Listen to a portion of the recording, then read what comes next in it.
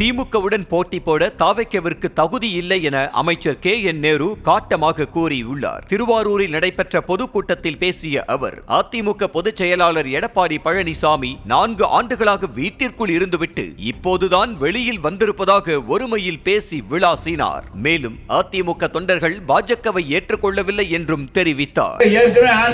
எடப்பாடி பழனிசாமி ஒவ்வொரு ஊராக செல்கிறார். இந்த அரசு என்ன செய்து விட்டது என்றெல்லாம் சொல்கிறார்கள். 10 ஆண்டு காலத்தில் செய்த காரியத்தை விட இந்த 4 ஆண்டு காலத்தில் நம்முடைய முதலமைச்சர் செய்திருக்கிறார். உங்களுக்கு நான் ஒரு எச்சரிக்கையாக சொல்ல விரும்புகிறேன்.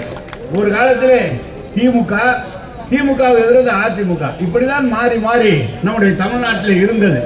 ஆனால் இன்றைக்கு இன்னொருவர் வந்து சொல்கிறார், நாங்கள் எங்களோடு தான் நேரடியாக போட்டி என்றலாம். திமுகவோட போட்டி போட உனக்கு தகுதியே இல்லை தம்பி. நம்முடைய பாலுவோடு சொன்னது போல நீ வந்து நம்முடைய கலைவாளன் சொன்னார், நான் பார்க்குறேன் அப்படின்னு சொன்னார். நான் அப்படிலாம் சொன்னேன். நான் முதல் நாள் தான் வந்துட்டு போகிறான், நீ மறுநாள் அதே இடத்துல கூட்டம் போடுறேன்னா வாங்க அதை அடிச்சு காமிக்கிறேன். நான் அடிச்சு காமிச்சு. எனவே நான் இதை சொல்வதற்கான சும்மா இருந்தவனை கிளப்பிட்டீங்க. இனிமேல் அது மறுபடியும் 2021 மீண்டும் தமிழ்நாட்டுடைய முதலமைச்சராக தளபதி அவர்களை அமர வைக்கிற வரை இந்த போராட்டம் ஓயாது.